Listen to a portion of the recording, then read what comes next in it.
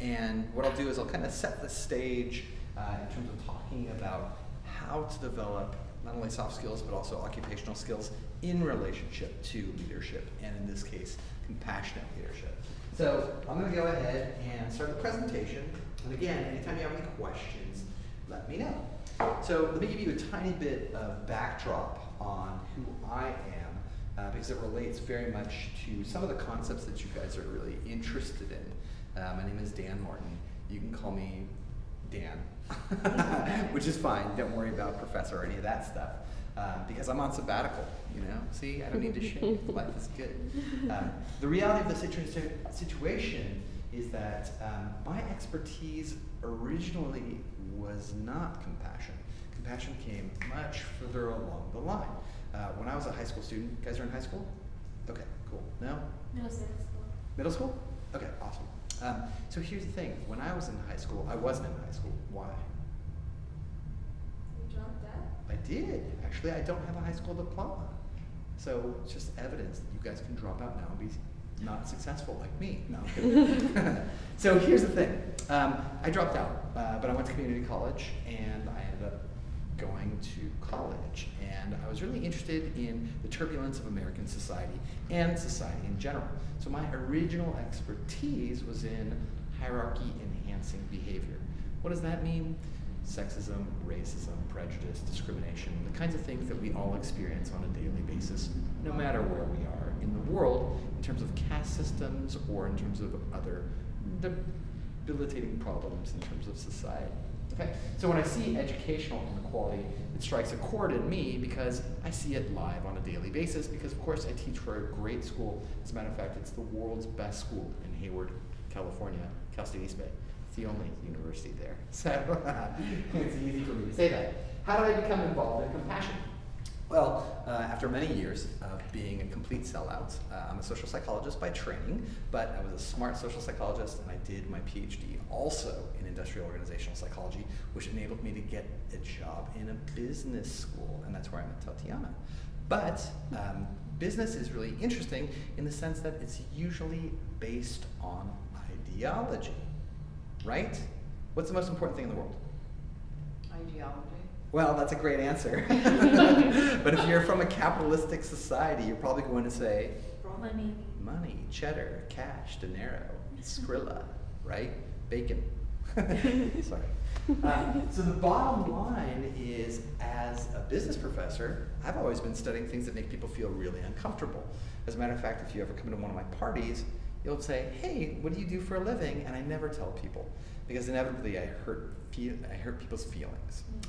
So I always just say I'm a garbage man. It makes life a lot easier. You're like, oh, thanks so much, man. Really appreciate your work. And I'm like, cool, thank you. Okay. So when I got tenure, meaning I could stay with the university for about as long as I wanted to and study whatever I wanted to study, I thought that, hey, I'm tired of studying why women don't get jobs equitably, why minorities don't get jobs equitably, why there's discrimination in things like training, compensation, selection, et cetera, and I thought I'd move towards positive psychology because I'm a psychologist, and this is something that was really interesting to me. Well, the cool thing about positive psychology is that it's highly applicable everywhere.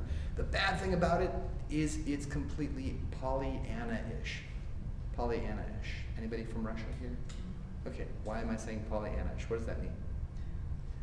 It's actually a reference to a very famous Russian author who had a character in one of his stories called Pollyanna, believing this is true, and she just saw the world as perfect and rose-hued and wonderful. Wouldn't it be nice if the world was totally awesome and just delightful?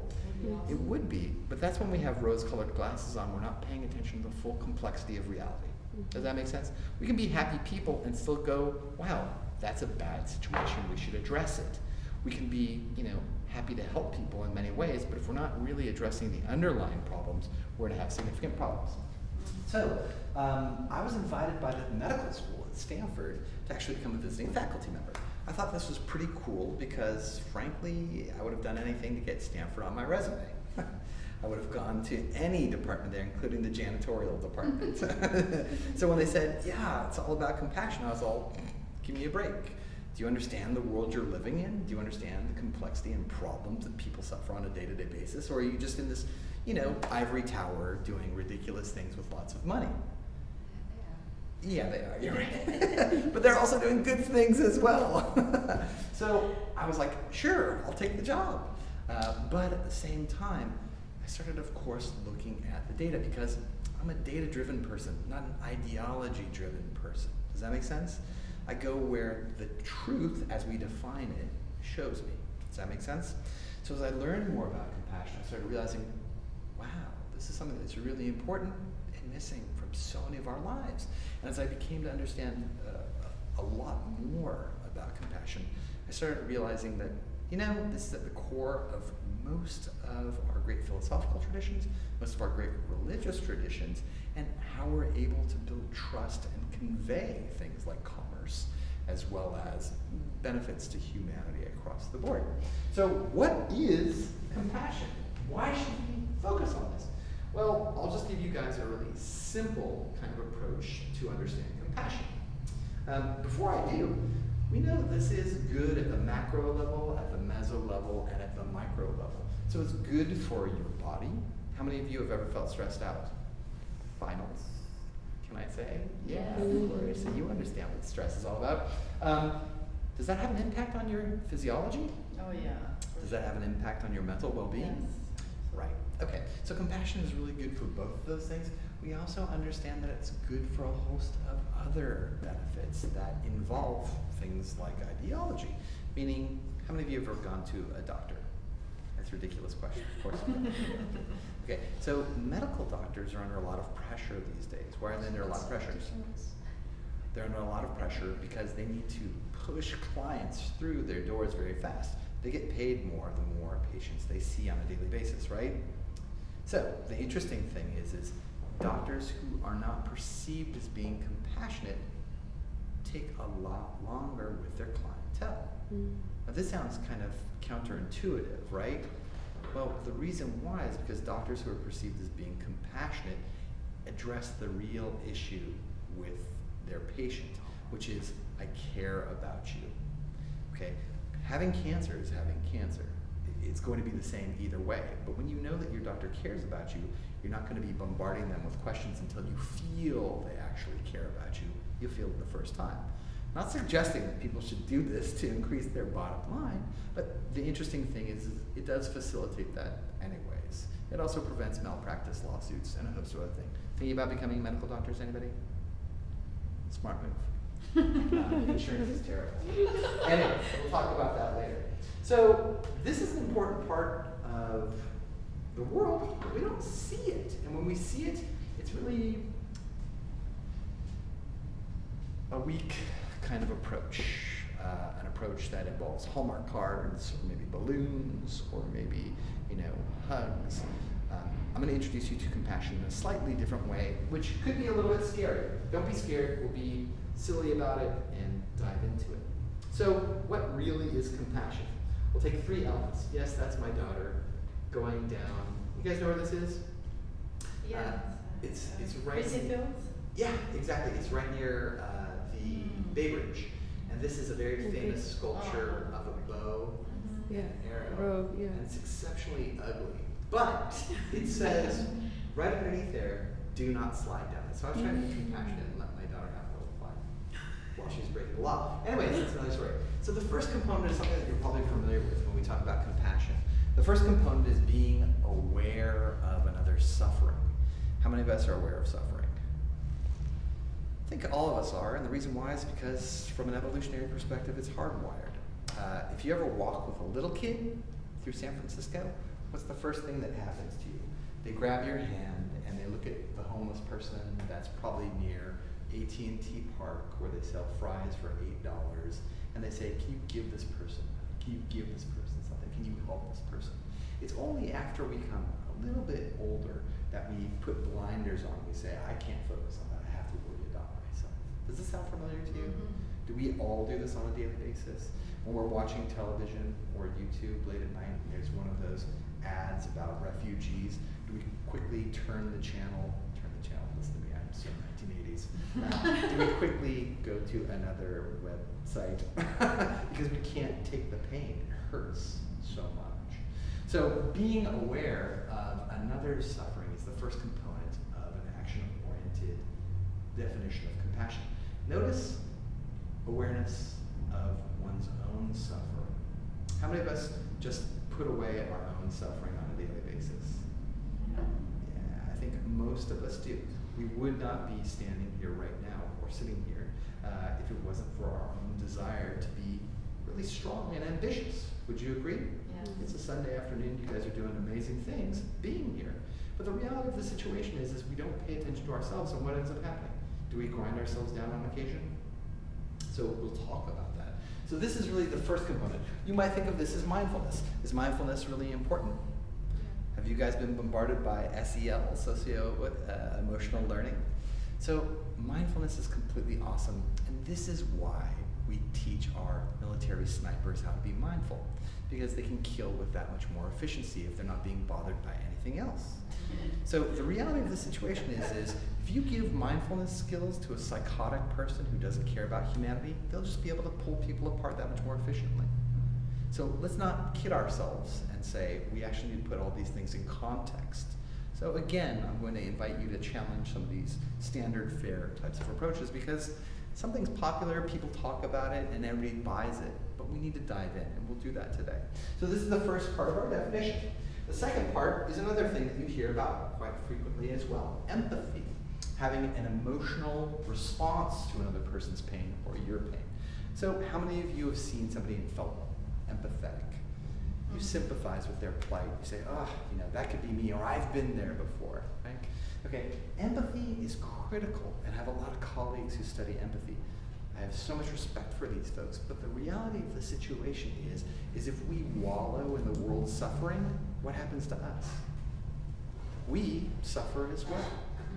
So having empathy really is not enough. Just noticing another person's suffering, going, wow, I feel horrible now too, isn't really going to cut it when we talk about behavioral action.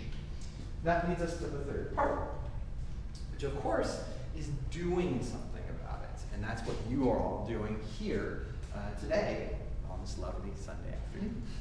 And the reality of the situation is people think of compassion as being a very weak kind of approach to reality, when in fact it takes an enormous amount of strength to be able to move towards suffering. And that's exactly what compassion is. It's moving towards suffering to ameliorate it, to address suffering. We don't do that. We see a little bit of blood, we run. We see somebody suffering, we say, sucker, good luck, I'm going to take your place in line, right? And the reality of the situation is when we take it from this perspective, moving towards another person suffering, it doesn't matter if it's somebody who maybe needs help on the street after they've fallen down, or maybe it's a colleague at work who needs assistance, or, for example, somebody who's studying for that AP math class and they're struggling. Can we help them? Well, in fact, we can, and that's exactly what it is. We need to take into consideration wisdom here, though, because how many times have we thought that we were helping somebody when in fact we were just hurting them? That's right. Yeah, so we need to help people based on what their needs are, not what our needs are. And I've been blessed to be able to teach people in cross-cultural psychology.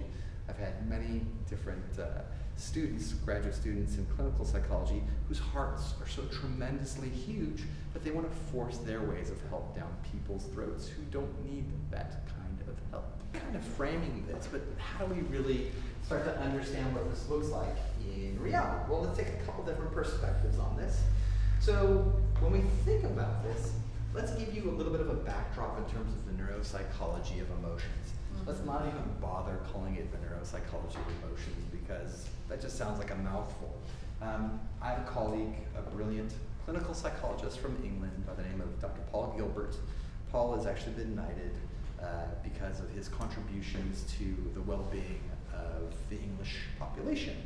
And Paul was really kind of instrumental in cognitive behavioral therapy, in the sense that cognitive behavioral therapy is probably one of the most efficient and effective way of helping people deal with mental health and well-being issues. The thing is it it's okay to know you have a problem. How many of us know we have a problem? Yeah, I mean, you know you have a problem, and how many of you know you need to do something about it? That's all of us, right? And how many of you struggle with it because you're ashamed or guilty or feel like you're not strong enough, and there's these emotions that get in the way. So the interesting thing is the intellectual model that we have is essentially based on cognition, when in fact there's this huge emotional component to everything that we do. And there's a good reason for this, because our emotions teach us and they tell us important things. I did not know this. I knew it intrinsically, but I wasn't trained that way. So this is really important. Let's talk about 3 systems. First, there's the drive system, there's the threat system, and this is what we know best.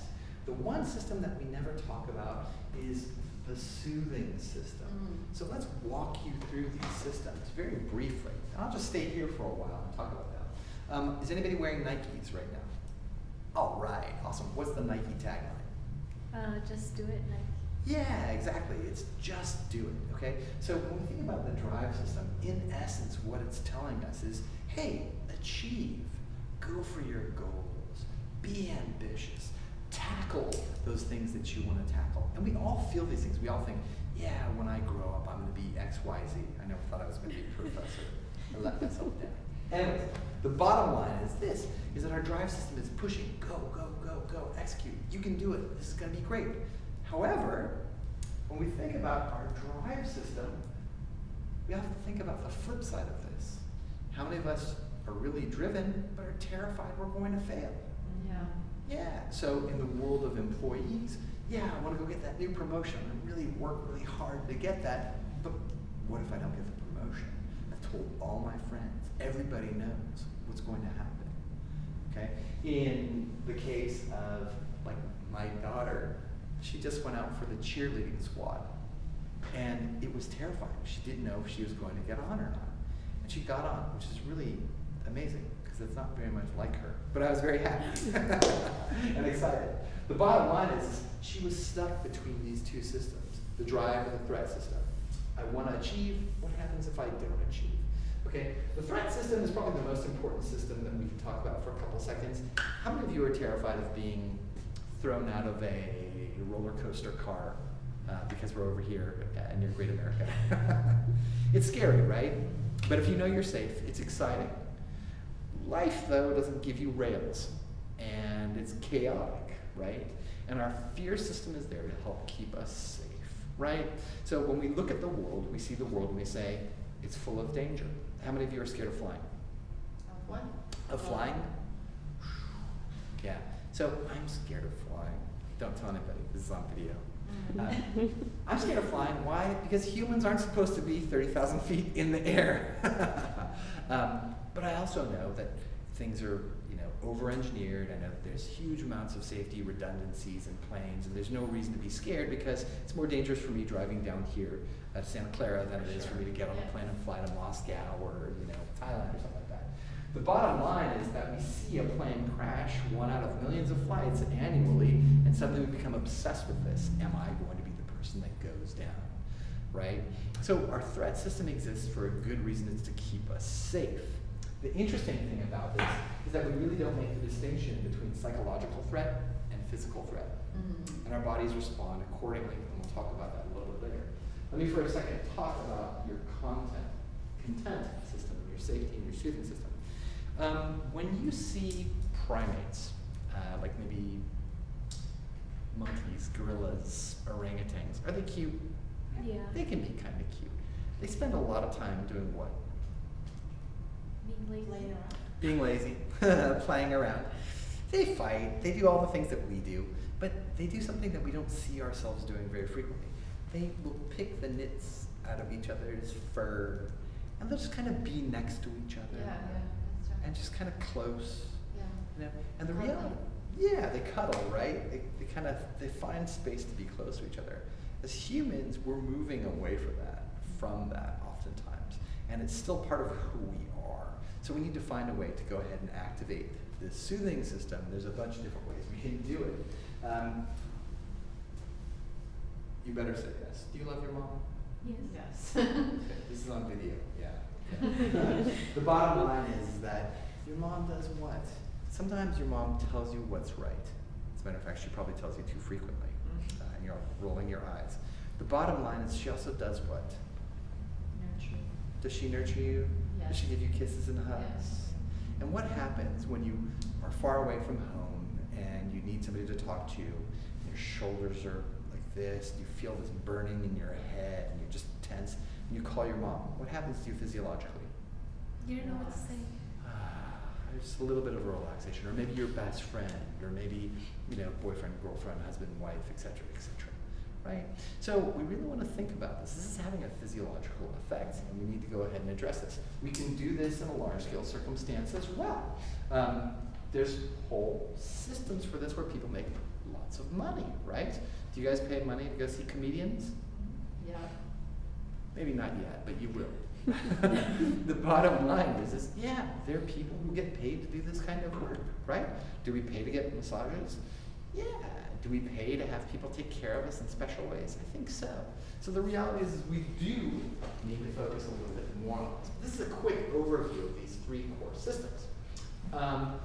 Scary news, though, folks. We seem to overstimulate the drive system. I hate to say this, but we are in a place that really overstimulates the drive system, right? What do? It's go, go, go, go, go.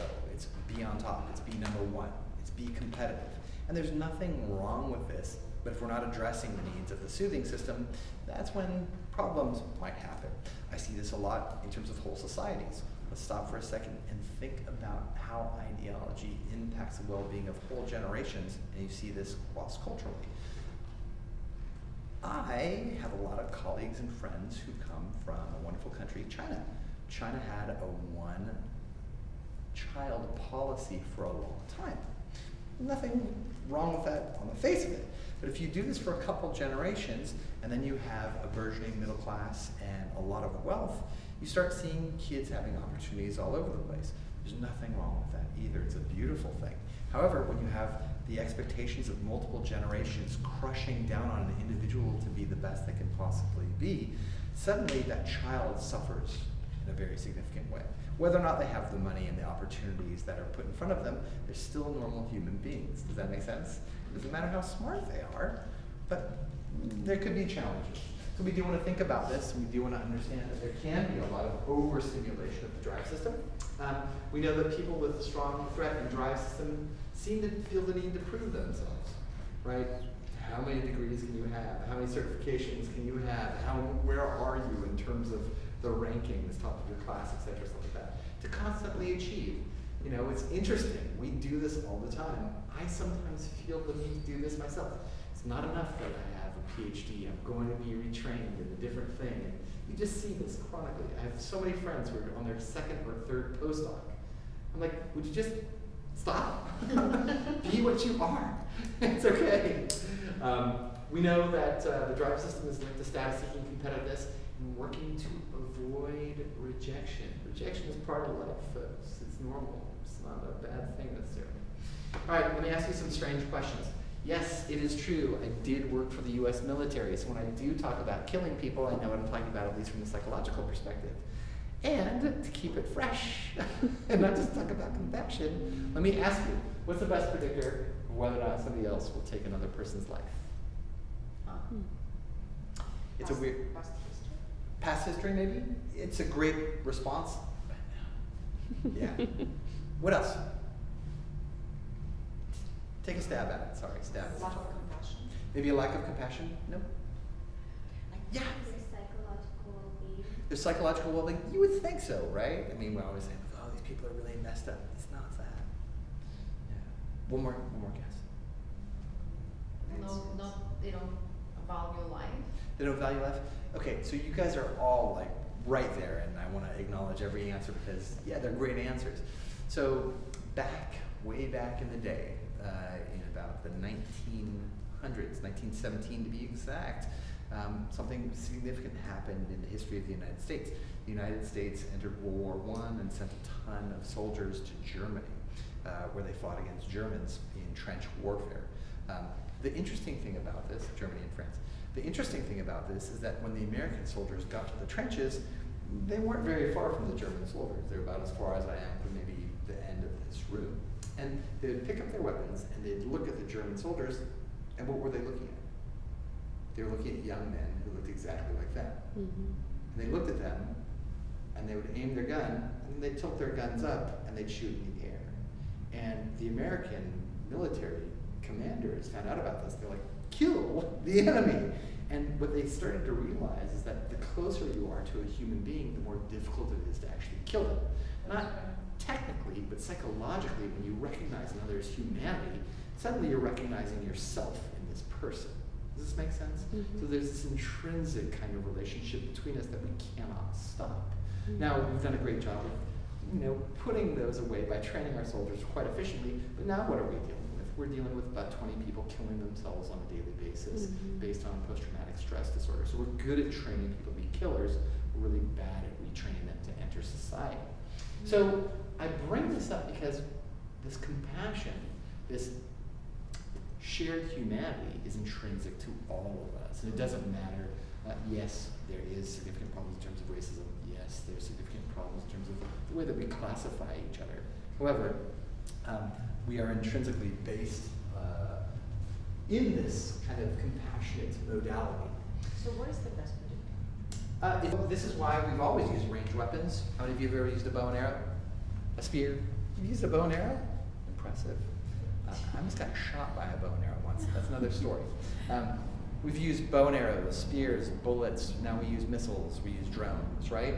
So anything to keep us away from seeing the person that we're obliterating is the easiest way to kill somebody. When you're close to somebody, people don't use knives. People don't use bricks or sticks or stones unless they're in places that don't have weapons. And incidentally, those are the places where you don't have such a vast murder rate like you do in the United States. So this is super pragmatic stuff. Yeah? What did the picture of the teeth have to do with that? Oh, I'm so sorry. Thank you so much for asking. I can't believe I neglected to share. So, way back in the day, I worked for the Army Research Institute for Behavioral and Social Sciences, and I was doing some research on workplace violence. And I was going through the Bureau of Labor Statistics databases, and I came across this ridiculously bizarre statistic. The statistic was every 10 years, 6,000 people in the American workforce are bitten by their colleagues. This is not people who work in preschools. This is not people who are working with developmentally disabled patients. This is, Dan being so enraged at Galena that he jumps out of his cubicle and bites her, right? So the reason why that picture is up there, and thanks for asking, is because we are putting people under this inordinate amount of stress where they're doing things that really aren't quite natural. Does that make sense? That's right. So, excellent, thank you. Extra credit for asking. That's fantastic. Okay, so we generally recognize that these things are not balanced. The real issue is that now that we understand a little bit of these systems, and there's a huge amount of literature on this, guys, I'm not going to force you to go through the whole rigmarole, but I'd be happy to give you some references. Regretfully, once we understand this, it really becomes our responsibility to understand how to balance them. Does that make sense? Mm-hmm. So what we always say is, if you were to have the opportunity to develop a human brain, you probably wouldn't have developed it the way that it's developed from an evolutionary perspective. But now that you understand it, it's your responsibility to work with it. Let me ask you a question. Nobody's going to see this. How many of you have ever been so angry that you can see yourself from above yourself? You're telling yourself, don't do it, don't say that, and this red veil is kind of over your eyes, and you're watching yourself and you're saying, don't do it, and you do it anyways. Has that ever happened? If not, when you start dating, it will. I'm just kidding. The bottom line is this, is that we have to learn about our systems and say, okay, this isn't my fault. Now I understand it though, and I can do something about it. And that's where we have the opportunity to really make change in our environments. But it has to start with ourselves, right? Yeah. So this is usually what people's systems look like. You've got this giant threat system, you've got this medium-sized drive system, and then you've got this tiny pea-sized soothing system, which usually is labeled drugs. I'm just kidding. Okay, but in fact, this is how people soothe themselves. When people are under such duress, when people are under so much pressure, what do they do to relieve themselves? Yeah, that's right. They just block it out. And one easy and quick way to do that is on every street corner in America, right? Yeah. Okay. So let's move forward and we'll talk a tiny bit about my research. I don't want to bore you guys. This will be the most thrilling part of today's conversation. Just kidding. So let me just give you, this is how brutal the world that we live in is. Who are the least important members of our society? It's people who don't make intellectual contributions from the perspective of the military. So since the 1970s, Congress has mandated that people have a certain amount of cognitive aptitude, intelligence. You know, you guys are thinking about the SAT, the ACT. That's a measure of intelligence, and it's a predictor of your performance in the first 2 years of school. After the first 2 years, it really drops out in terms of importance. But Congress said, hey, we don't want people who don't meet this criteria to join the military. But if you look at the military, it's ranked differentially. And I have got no problems with the military. As a matter of fact, I have a great deal of respect having worked with the military. Not served, yes, I have short hair, but I never was in the military.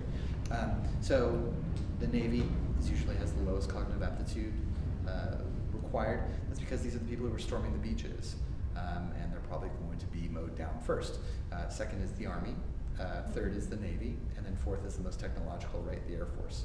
Who knows what the Space Force will be? So we'll talk about that more because I do some work in terms of compassionate AI and empathetic AI. It becomes really interesting because we can help people a lot, but at the same time, are we if the entities that people are communicating with aren't human? Cool, awesome.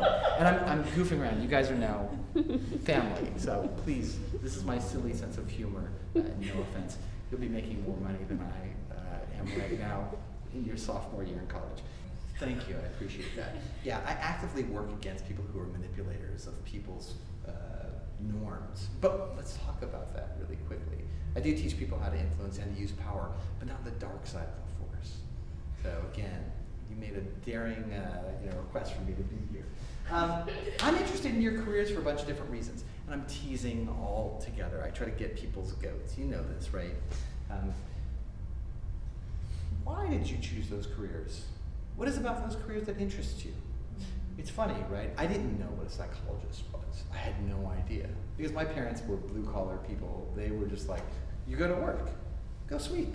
You learn a lot about detail orientation. Right? And I still am like, oh, I'm going to do something about that. So why? What is it about careers? Is it because we're already intrinsically interested in a particular kind of interaction with other people? I would argue that, yeah, you have your personality already, right? And you're drawn to certain things. So when I started working in a business school, I started thinking, why do people choose these careers? Not good, not bad, but it tied into some work that I'd already been doing. So I do a lot of work in terms of something called social dominance orientation. That's a nice, complex way of saying people who like to be on top. Does that make sense? So when we look at it, we can look at it from two different perspectives. There's going to be people who like being at the top, at the pinnacle of success, right? They're hierarchy enhancing people. They enhance society's pyramid. And there's people who are hierarchy attenuating. They like to create equitable situations that are flat where everybody has the same opportunity. Does this make sense to you guys? Okay. So the interesting thing, and this is why I've been studying SDO for a while, is because it relates back to my old areas of expertise, meaning racism, sexism, and ideology, in a sense. So the interesting thing about this is that we can look at this, again, from multiple perspectives. There's the traditional hierarchy-enhancing behavior that relates to things like ethnocentrism and racism, and then there's also people who just want to be on top because they don't like equality. Does that make sense? So you can be a jerk either way. It's up to you. I'm teasing when I say that. Okay. So the interesting thing is that people who score high on metrics of SDO tend to become members of institutions that maintain or decrease hierarchy enhancing or attenuating behavior. So you could probably expect that psychologists are going to be hierarchy attenuating. They're going to try to keep things very equal. People in the humanities, people in the arts tend to want to seek equality. Where do you see hierarchy enhancing behavior? Business consulting. Yeah, business consulting for sure.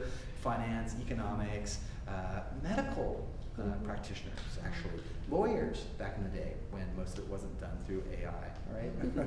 So the reality of the situation is that when we move into these structures, we choose disciplines. Military? I'm sorry? Military? Yeah, sometimes the military as well, absolutely, because it gives you clear indications as where to go. Life isn't based on ladders, right? I mean, the interesting thing about going through school is that you always have a next class to take. It's not that way in reality. Any of us can tell you that. So the interesting thing is that people have a tendency to move towards what fits them best, and interesting enough, they're surrounded by people who feel the same way. Right? So you go to school, you're surrounded by people who believe the same things you do, then you get out of school and you move into organizations that also do the same thing.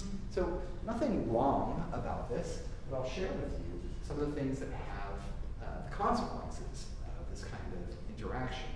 I'm very interested in people's psychological well-being as well, so I've created a bunch of studies where we found links between high levels of social dominance orientation and things like low levels of compassion for others.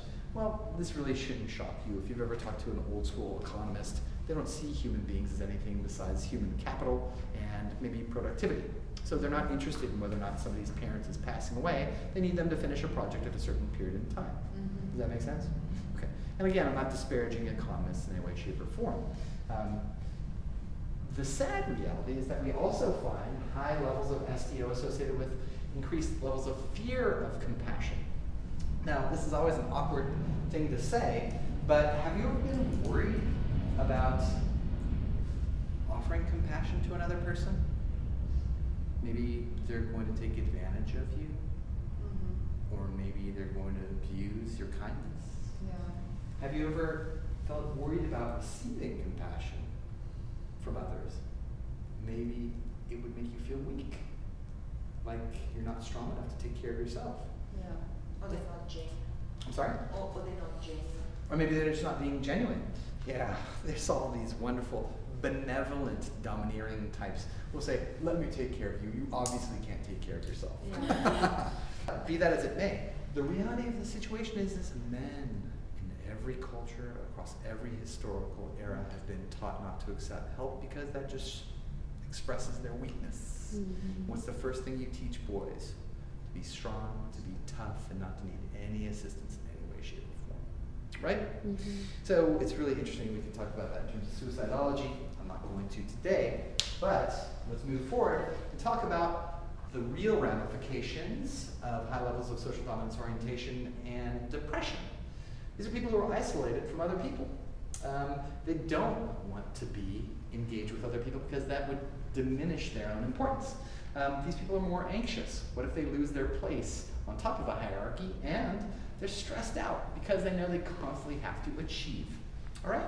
The funny thing about this is that when we look at this in terms of people's adherence to free market ideology, you guys have probably heard about this at the stage, it exacerbates these relationships. It's like pouring gasoline on a fire. Okay? So we have a system that supports this kind of engagement with people. We tell people that, hey, anybody can make it. Is that the truth? No. We live in a super racist and inequitable society where, sadly, we don't all start from the same place. However, we train people in this wonderful myth called the American Dream, where we say, hey, anybody can make it, and if you fail, it's not on us, it's on you, right? So we really want to be aware of this. All right, you can look up some of these cool pieces of research. Boring. If you ever run out of sleeping medication, feel free to read one of mine. Be bored out of your mind. The neat thing is that we've also looked at the mediational role of compassion on leadership. And this is really interesting because very few people have taken a broader perspective on looking at leadership. So we're really interested in how people connect with followers. I think it's kind of funny. Over the course of your career, you guys take leadership courses. Part of me thinks that's the dumbest thing in the world. Why? How many of us are ever leaders in our lives? Very infrequently in all of our roles, right? So we should be taking followership classes as well as leadership classes, right? I know it sounds counterintuitive, but. So the interesting thing is, when we look at positive leadership, it's oftentimes negatively correlated with social dominance orientation. No surprise there. People who are high SDO tend to take a really kind of authoritative, I should say, authoritarian leadership style, where their goal is to drive people down, to force them to do certain things. We find that good leaders are related to compassionate approaches, and when we start thinking about this, we should be training leaders to understand a little bit more about their followers so they can get the most out of them. It may not be the most immediate thing, but how many of you have had somebody yell at you until you just stopped working?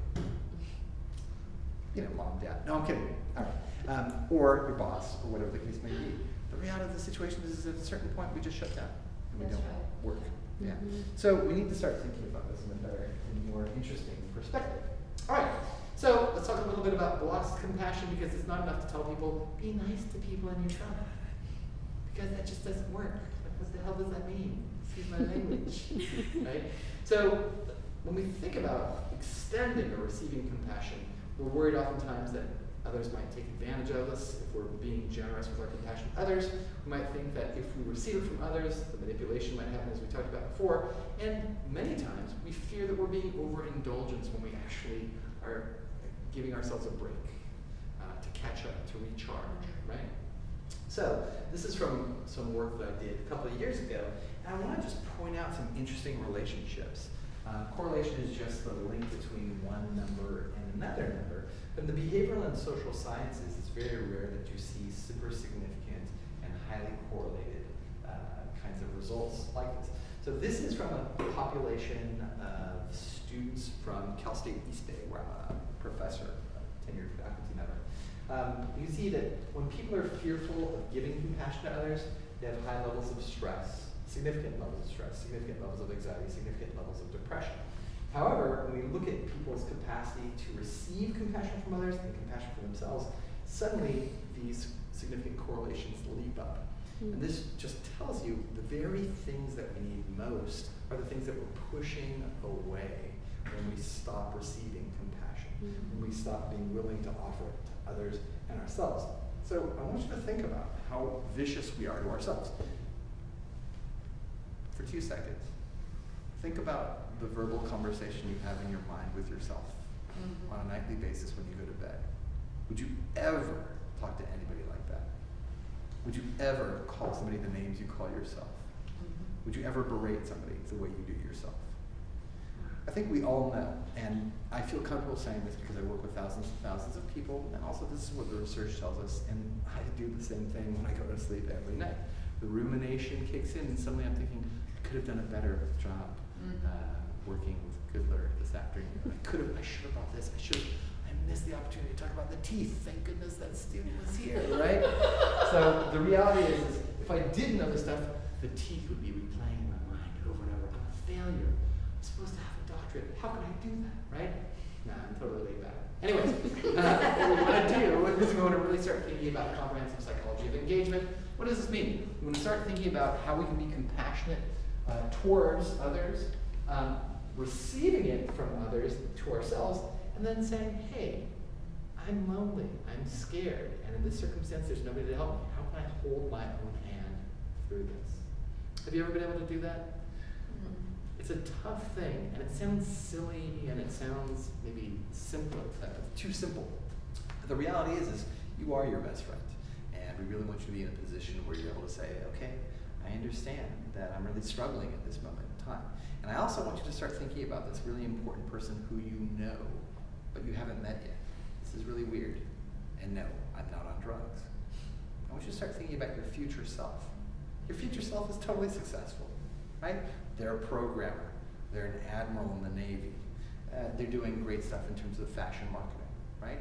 You can see that. You know who they are. You know what they've done. All you need to do is ask them for some assistance because they're already there. It's just they're in the future. Again, slightly strange concept, but we'll come back to it a little bit later. Okay? So, these are important things. Let's go ahead and move into our first exercise, and as usual, I am so long-winded, don't hesitate to tell me to speed it up. So, how many of you are familiar with empathic active listening? Okay. Do you guys have friends? Yeah. Oh, really? Cool. So you're not American? The reality of the situation is Americans are exceptionally lonely people. Yeah. And we're finding this is something that's becoming an endemic epidemic across the world. So what I'd like you to do is think about a terrible question again. Which grandma do you love the most? Is it your mom's or your dad's? Don't say anything. Just imagine it in your mind. You know the grandma you love the most. It's the one that listens to you. It's not the one who makes you the best food or buys you the best presents. It's the grandma who's there for you. She hears you, she looks at you, she's caressing your soul. Could be your grandpa, could be a friend, could be your dog, could be your cat, right?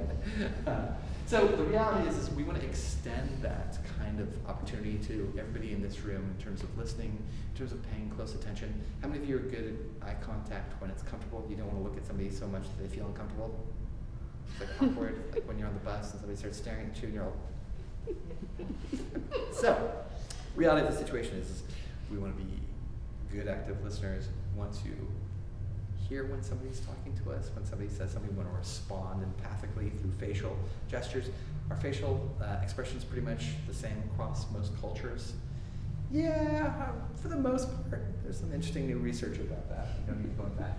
The bottom line is I'd like for you to think about, before we go into any kind of listening experience, what your top 3 values are. What are the things that are most important to you in life? They don't have to be on this, but it's the things that you want most out of life. What's the most important thing for you? What value is most important to you? So top 3 in order. But you don't need to say anything quite yet because you're going to be sharing it with another colleague. So I'm glad that you already know that. Yeah. I know right away. Perfect. Okay, you guys just kind of nod your head when you know what they are. Yeah? Yeah? No rush, anything like that. This is an interesting question because oftentimes we're not thinking about our values. Okay, let's do this. What I want you to do is I want you to find another person. And the thing is you guys know each other because you've been here for the weekend and talk to each other. But what I'd like you to do is find somebody that maybe you haven't had a chance to chat with. And I want you to share a recent experience where you felt like you were functioning at your best, acting in accordance with your #1 most important value. So maybe it was humor and you had an opportunity to cheer somebody up who was not feeling so well. You made them laugh. It's got to be behavior, right? So the reality is values are important, but oftentimes they don't interfere with what we do on a daily basis. I'm asking you, what was a time when you were acting, when you were behaving, when your behavior was consistent with that value? Does that make sense? Yeah. Okay, so why don't you do this? Why don't you take a couple minutes and find somebody you haven't had a chance to chat with today and talk about a time, and this could be at school, obviously, it doesn't have to be at work, where you're functioning at your best, acting in accordance with your chosen #1 value. Go ahead. Can you go back to body image? Yep, sure. Go back. So much. There's been no moment today that's been more impactful than this. I'm just kidding. I always make up strange things to say after this. But yeah, definitely thank your colleague. It's something that you need to get used to. So there's a couple things that are really important about this. Look, I care about compassion. I care about my fellow man and woman and humanity. But I know I'm going to leave here after thanking you guys for a wonderful time and feeling this warmth in my heart. I'm going to drive onto the street and I'm going to start flipping people off as they get in front of me on the freeway going home. That's not living in congruence with my values. Does that make sense? Okay. So there's the behavior that would be congruent, which is me saying, that person might be rushing a pregnant woman to the hospital because That's right. she's in labor. Or maybe that person needs to be somewhere that's more important than where I'm going. Does that make sense? So living in congruence is being in a circumstance where your values are clear and on a daily basis you are able to pursue them. So it's really interesting. When I started working with Stanford, I'd be doing these presentations in front of these large groups of people, and inevitably at the end of these presentations there'd be a bunch of men kind of milling around in the back of the room, and I'd be waiting for them to come and talk to me, but they were all looking at each other waiting for another person to leave so they could be the only person who could talk to me. Have you ever had this weird kind of situation? So inevitably they'd finally come up to me and they'd be all, "You're describing me. How do I get rid of this feeling that I've crushed 1 million people getting to where I am?" And I'm like, well, you could do a lot of different things to feel that way. But one of the first things anybody can do as they're moving towards their career is really understand their values, because if you're able to do what feels right for you on a daily basis, then you're not going to suffer when you come home and say, I hate this job, I'm stuck because I make too much money now, That's right. and I just want to leave it. So understanding your values becomes this really important component of living a very successful life. When we say success, we're not defining it in terms of the way society defines it, because society defines it in a way that's very easily quantified, which is this. But if you can't live with yourself, and if you're suffering, and you start to do all kinds of things that are not good for you, then it doesn't really matter how much you're worth, right? So these things become important. I'm not suggesting that money isn't important. What I'm suggesting is you really want to live a values congruent life so you can avoid things like rumination, where we were talking about going to sleep and having those weird kind of visions of what you maybe didn't do with the best of your capacity, and understanding that stress and burnout really lead to a short kind of engagement at work and in society. So, tell me, give me one of the examples of a situation where you were living and working and behaving in a values congruent fashion. So I'll give you an example from my 8th grader's reality. She's so funny. She's gonna watch this video at some point in time. She'll be like, oh my gosh. She rolls her eyes. You guys roll your eyes at your parents? It's natural. Not when they're looking, right? Okay, there we go. So the bottom line. So they just thought, oh, whatever, you and your psychology research is totally lame, right?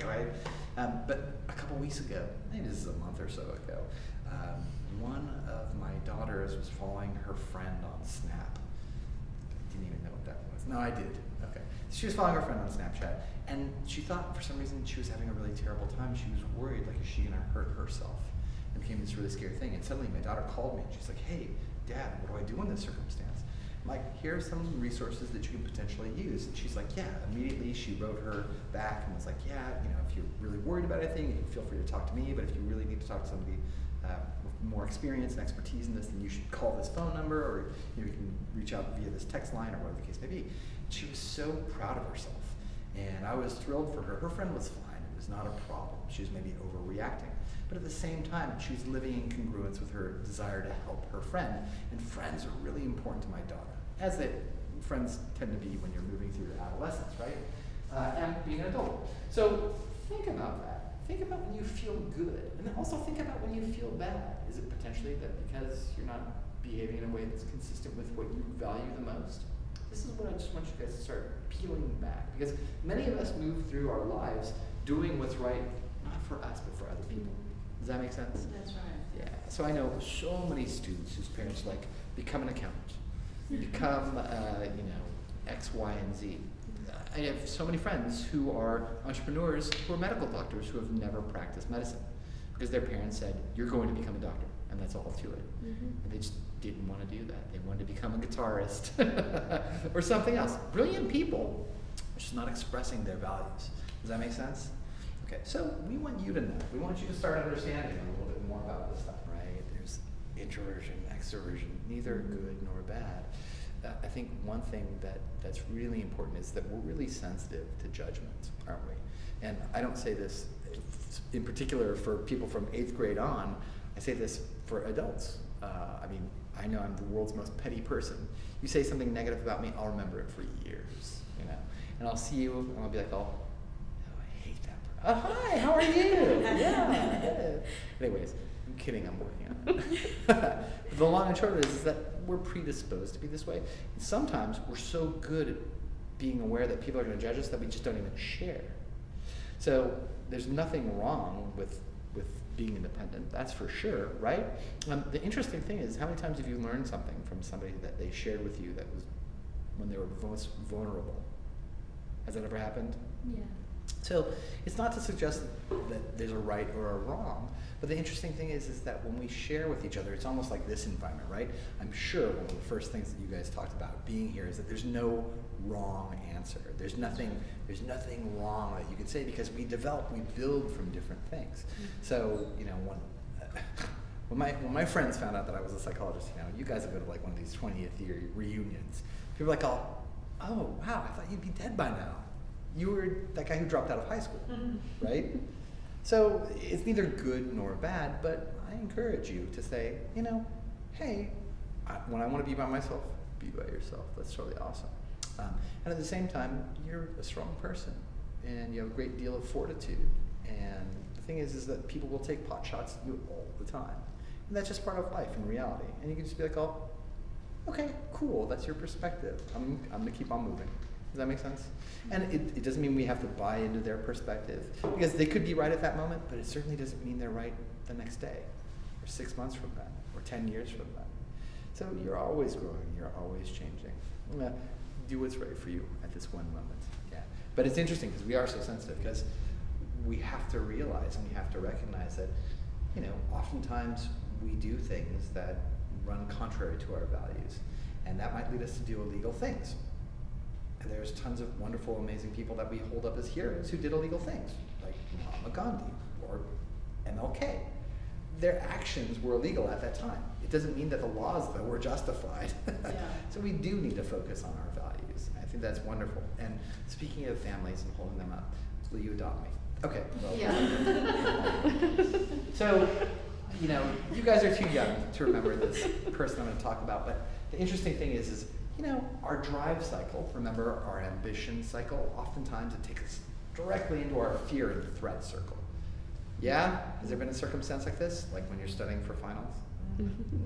Okay, so there's an underrepresented philosopher of the late 20th century that I hold in great esteem that most people don't know as a philosopher. But you guys might not recognize this person, but you might. And if you don't, you watch YouTube videos of some of his greatest statements. It was Mike Tyson. He's a very famous boxer. And what he said really resonated with me in terms of reality, which is everyone has a plan until they get punched in the face. That's right. And it's such a concise and brilliant way of saying you can do whatever you want to do, but life is going to punch you in the face. So the question isn't whether or not life is going to punch you in the face, it's how do we become more resilient so we can get up that much more quickly. Does that make sense? That's right. If we know that this is going to happen to us, how do we prepare ourselves for the inevitable? All of us are going to move through our lives. All of us are going to have physical ailments. All of us are going to get sick. All of us are going to have trouble with our relationships. All of us are going to have all of these wonderful things that occur throughout our lives. So I just want us to remember that we're all going to be moving on this kind of wave-like pattern in terms of our emotions, in terms of being in a good place and a bad place. And there's never anything wrong with it. It's just we need to start building resiliency. So it feels good, doesn't it? Like, yeah, I did something wonderful today. That's awesome. But the question becomes, how do we take all this brilliant work and start moving into a much broader paradigm? How do we say, cool, I know I can help people, but I can't be everywhere at one time. We have clinical psychologists who can do this kind of work, but can they be everywhere at one time? Can they serve everyone? Can they speak every language? Not really, right? So my question has always been, cool, how do we take research and translate it into something that's meaningful for everybody in a distributed fashion? And how do we measure impact as well? So for me, that actually stems from some work that actually happened in Moscow at one point in time. I was reading this book. Have you guys ever heard of something called social capital? Okay. So social capital, really simply, is how we interact with each other. Now, I'm going to ask you some questions that may not be relevant to the younger folks in the audience, but have you gone on trips for school or something like that? Like a field trip or like a study abroad type of deal? Okay, so you sit down next to this person, you're like, this person's a creep. What am I supposed to do? Then you say, hey, what's up? And then they say, I don't know, it's weird weather. And you're like, yeah, it is. And then you start talking. And then suddenly you have this really deep conversation. Has that ever happened? Isn't this how we meet our friends? Yeah. You're just like, hey, where's the bus? And then from there you have a best friend for the rest of your life. Well, the reality of the situation is we are good at communicating with each other, but we're not good at channeling the social capital. Social capital is really just our perspective on other people's trustworthiness and reciprocity between them. Now, you're going to give gifts maybe later on this year for one reason or another, or maybe you've already given gifts, or there's going to be something like this. The bottom line is that we as humans, if you come to my house, what are you going to bring? You're going to bring some food, you're going to bring something to drink, like Gatorade or whatever. And then you invite me to your house, and what am I gonna do? I'm gonna bring something back, right? If you need me, I'm gonna be there for you. But if I need you, are you gonna be there for me? This is social capital, this is friendship, right? So it's interesting when we think about this. Social capital is really who knows who, your social network. It's the strength of your ties. And there's two different approaches that we can take in this. There's weak social capital, which is people you're friends with, but you're not really emotionally tied to. And there's strong ties, which is deep emotional connections, boyfriends, girlfriends, husbands, wives, brothers, sisters, this kind of stuff. But the interesting thing is we know that we can develop this by repeated exposure in shared spaces. You guys are gonna be with your cohort for a good while. You're gonna be honest with each other, I believe, in this kind of environment. You're gonna follow through on your commitments. You're gonna be taking care of all the expectations of this Gooddler start approach. And you're gonna be consistent in your behavior. Do you look for consistency in your friends' behavior? Yes. Yeah, of course. Okay, so the thing is we know we can develop social capital, and you know, I have a feeling that everybody in this room is sufficiently brilliant that we could probably solve all the world's problems if we just gave appropriate channels for the social capital, if that makes sense. So, how do we use social capital to facilitate well-being and compassion? Oh, I forgot I'm doing it this way now. So, I told you I was a sellout, right? I'm a business professor. And I happen to be a business professor in organizational behavior and human resources management and management. The thing is my colleagues and the people that I work with really don't care unless they see some sort of value associated with this kind of work. So I started thinking, you know, I can tell people the world needs to be a more compassionate place. They'll be like, yeah, well, what's the bottom line in terms of money, right? So I started thinking about this, and because I've also worked with the US government, and I do a lot of consulting in these types of areas, I started thinking about the competencies that people need, right? And here's the reality of the situation, and we know this from a host of different approaches, is that technical skills will always be things that you can develop, right? And we know that technology is changing so dramatically and so rapidly right now that what you graduate with isn't what you're going to be using by the time you're my age, early 20s. Just kidding. That was a joke. The bottom line is that the things that won't change are our interpersonal skills, right? So these are things like conflict resolution, interpersonal skills, negotiation, customer service, and emotional intelligence. Well, the reality of the situation is these are the exact things that we're developing in terms of using our compassion-based approaches. We know that people are able to facilitate extraordinary performance by virtue of a wide array of positive communication approaches and relationships. We know that people are not innovative or creative when they're stressed out. What's our main export here in the Silicon Valley? Creativity and innovation. Can you tell somebody, just be creative? I'm going to fire you. I want to fire you. Right. It doesn't work that way, right? You have to give people a safe environment where they feel really comfortable and they're making connections and they're not worried about saying things that may be perceived as silly. You know, I used to, just quickly, I used to have a job where my manager would say, here's 2 hours and go and create stuff. Like stare out of the window and create something. That was really, really like great environment for me. In 2 hours I have to come up with something.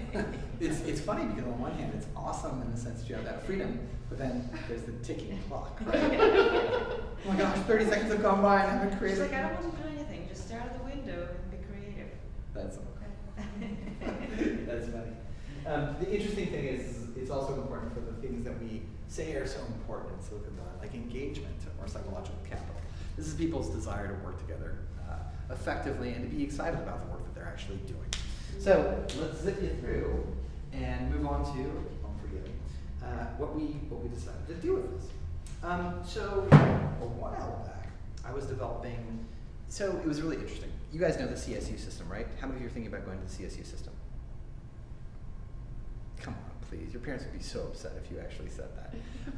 UC, Stanford, Santa Clara, these are the, or, you know, whatever. There's all kinds of good schools. The bottom line is the CSU system is an excellent school system. We serve people who are more like I was when I was growing up. I came from a working class family. I was the first student in my family to go to school, and I didn't have enough money to go, right? So 1 out of every 10 students in the CSU system is homeless. Homeless out of 480,000 people. Wow. Yeah. CS is community college? Or? It is the largest public institution of higher education in the United States. There's 23 campuses throughout California. So it's the middle section. So there's the UC system, which is the research institution. There's the CSU system, which is the training. And then there's the community college system, which is to get you into those two systems. 1 out of every 5 of our students is food insufficient. They don't know where they're going to get their food that night. Wow. So when I was pulled over to Stanford, this was during a sabbatical of mine, I met the students at Stanford, and they all were doing great. They're all very stressed out, though, incidentally. Have you ever heard of something called the Stanford Duck? You've heard of this? What's the Stanford Duck? I've heard of it, but I'm not exactly sure what it is. Like, No problem. What does a duck look like on a pond? Looks beautiful and placid and just moving beautifully through the water. What you don't see is its feet going like this underneath. And that's the Stanford student. You look at them and you're like, oh, everything is so beautiful and easy for them, but they're struggling mightily to keep up with things. Anyways, my students, if a Stanford student starts having problems, they have this beautiful endowment. Oh my gosh, I'm doing terrible in this class. I'm getting an A-. Well, they'll get 2 postdocs to help them, a dietitian, a chiropractor, an acupuncturist, and before anything is done, they'll be back to their normal A+. If one of my students has any problems, they drop out of school and they're gone forever. And that's all there is. So when I started working for Stanford, it was really interesting. They were doing some compassion development classes, and guess who were going? People who could afford to be at Stanford on a Friday afternoon staring at a wall, which I have no problem with, for 4 hours. But when I looked at the people who were going there, they didn't represent the people I work with, nor the future of California. And when we talk about educational inequality, it becomes really important because educational equality has everything to do with equality in society and your ability to move through different socioeconomic classes. I'll recommend a couple of books on this that'll freak you out. And they're good and they're written for the layperson, and you guys are smart enough to be able to tackle this stuff. The bottom line is I started thinking, how can we address this? Well, I'd already been working on large-scale mentoring programs, and the reason why is because as an industrial organizational psychologist, I know a lot about the science of mentoring, and it was really weird. When I went out there, I would look around and I'd see all kinds of mentoring packages that weren't based on science. They would just put people together and be like, I'll help each other. Ridiculous. But then, you look at reality, and you can see that there are dating websites that purport to match people for lifelong relationships. Ridiculous, not very valid, and I'll tell you about the work that I've done with one of them a little bit later. But the bottom line is I started thinking, how can I bring compassion to my students? How can I bring compassion to people who don't have the time to go to Stanford, who can't afford to go to Stanford? So I started chatting with some of my friends, and within a couple weeks we put together something called the Compassion Skills Training. It's an 8-week class, and what happens is that people read a very brief introduction written for the layperson, very simplified scientific literature, cutting-edge research on compassion. And I'll walk you through that in a second. How effective is this? I'm sorry, my middle school friend, how old are you? 13. Okay, so when my daughter was 13, she actually did this program with a 50-year-old medical doctor. But we'll talk about that in a second. So it's an 8-week peer-to-peer course. What does that mean? It means it's dyadic. What were you just doing? You were working in dyads, right? You were talking with one other person. And when you think about it, social engagement is much easier for us than things like meditation. Have you ever tried to meditate? Okay. Is it really hard? It's like a chore. So I have nothing wrong with meditation. And the research is really clear on the benefits that meditation brings. But it's ridiculous. We're built to socialize. We're built to interact with each other. We're not built to interact with ourselves. How many of you think you're better looking than you actually are? How many of you think you're worse looking than you are? Just depends on the day, right? How many think you're taller than you are, shorter than you are, fatter, skinnier, et cetera, right? So when we look at ourselves, we're terrible. There's so many biases that come into place that we're just really awful at introspection, right? But when you have a conversation with a friend and they serve as a social mirror, whoa, you can get some great insights. Have you ever been sitting down with a friend and they share something with you, and you're like, oh my gosh, I couldn't see it until somebody shared it with me. That's right. Yeah. So this dyadic kind of interaction speeds what you can get from meditation quite rapidly.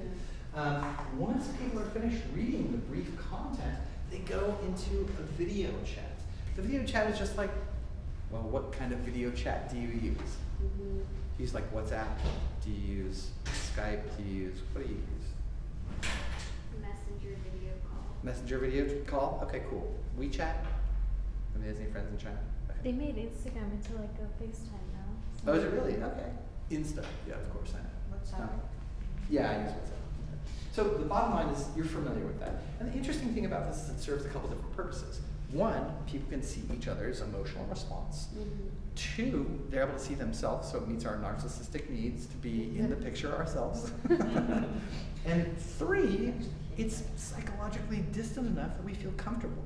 But we can still look somebody in the eyes. How many of you feel weird looking at somebody in the eyes? You know, like you sit down with somebody, you're like, oh. You know?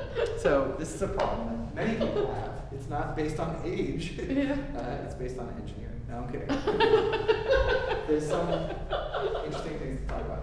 Anyways, the bottom line is this, is that you won't have these problems. The interesting thing about this is before people even dive into this, we go ahead and collect psychometric data from people. What is psychometrics? Psychometrics are the predictive models we use to understand people's behavior. So when we talk about self-esteem, depression, anxiety, leadership, service orientation, managerial potential, it doesn't matter if it's occupational or well-being. We have metrics for these things, and they actually predict human behavior. They're not algorithms, because algorithms do a great job of also being racist inadvertently. And oftentimes they do things we don't want them to do. Psychologists have spent a lot of time linking the responses from these psychometric tools to actual behavior, so we can predict what people are going to do. Make sense? Is it perfect? No. Is it better than most things? It's legally sufficient to hire people based on whatever the requirements for the job are. Okay? So that's perfect. Once people are finished, we collect more psychometric data, pre-test, post-test. We also collect outcomes, and this serves a couple different purposes, and I'll show you them really quickly, because we want to know how people feel. If I asked you, where do you feel stress right now, where would you say? What's that? In your body, I'm sorry. Yeah. Right here. In your head? Here. So maybe burning, maybe your shoulders? Yeah. Okay. Shoulders. Neck. Okay, great. So you guys are already self-aware. When I started doing this research, I was all, I don't know, is that coffee? Is it just, you know, I wasn't really sure, to be honest with you, because I didn't know how it would manifest itself. So we give people the opportunity to understand what might be happening, and then just to express it. This is great because it gives us information that we can use for marketing purposes, so we can use for things like customer outcomes, we can use for things like corporate social responsibility. There's a wide array of ways that we can use this stuff. So once people go through the first one, they progress into the next session, and kaboom, here are what the sessions are. And the sessions are really interesting in the sense that they start off just how you did today. They go into active listening, and they think about role models in terms of leadership. And here's the thing about sessions. Psychologists are really dumb people, and they're also really smart. Oftentimes we talk about these really broad constructs. But the thing is we take these constructs from research, and we say, hey, what is this concept? Hey, who do you know that exhibits these things? Hey, what does it look like behaviorally? How do you know that this person is being a leader? What behavior? Don't just tell me they're a leader. Tell me how behaviorally they do. Is it through communication? Is it through some action that they take? How does it make you feel? What would it be like if you started using some of these behaviors, and how can you apply that over the course of the following week? And then the next time you meet, what's the first question you ask? How did things go last week when you started talking to that guy about his backpack because you thought he was cute? Sorry, that's my daughter. I'm like, you gotta get a better opening line than that. Yeah. Anyways, so they do this every week. The first week they talk about active listening. They're not actually talking about it. They're using leadership to learn about active listening. They move into mindfulness and core values. So they go through an experience just like the one that you did. They then talk about the evolutionary neuroscience of emotions, the three circle model we talked about. They go into growth mindsets and compassionate thinking. You guys are probably familiar with fixed thinking and growth thinking, growth mindsets. Then they move into, notice we really haven't talked too much about compassion because you need to build people's strength before you start moving towards suffering. Then we move into receiving help and self-compassion. We spend 2 whole sessions talking about self-compassion. The reason why is because it's so foreign to people. We've been trained our whole life just to give. And the good news about this is that people have a lot of growth. The bad news is we do a lot of this work with doctors and nurses. And nurses in particular have really strong reaction towards this. And we've had some nurses say, hey, thanks so much for this class. It's the best thing I've ever done, and I'm quitting my 30-year career of being a nurse because I just realized I never took care of anybody besides everyone else. never taken care of myself. And this is really devastating when you find out that, oh my gosh, like I've abused myself thoroughly over the course of the years because I never took care of myself. And if you think about it for 2 seconds, hey Josie, that's my girlfriend. My girlfriend is a flight attendant. She used to be an accountant. And the first thing the flight attendant tells you is what we're talking about when we talk about self-compassion, which is? Take care of others. That's close, but what do they really tell you? When the oxygen bag comes down, Oh, yourself. put it on yourself, and if yours isn't working, take it from the child next to you. No, I'm kidding. They say, put it on yourself and then put it on the child next to you. And the reason why is you're not going to be help to anybody if you're dead. Does that make sense? Yeah. So it's like being a nurse or a professor or somebody who's doing wonderful things for a million different communities. If you don't take care of yourself, no one's going to benefit because you won't be there, right? So we need to take care of ourselves to facilitate strength in others. But if no one's taking care of us, and of course, even if people are taking care of us, we have to take care of ourselves. That's right. Yeah. So this is what self-compassion applied skills is. Then we move into emotional intelligence and extending compassion to others. And then finally, we consolidate this program. 8 weeks, it's about 16 hours. Who's done this program? Well, there's been people who, from middle school into high school, we've had college students, we've had graduate students. They've been ranging from psychology to business to a wide array of other things. We've had doctors, we've had nurses, we've had CEOs, we've had people in HR. We've had people in technology go through this too. Technology people are hysterical. Like, there's something inside of me I did not know of. It's called an emotion. I'm just kidding.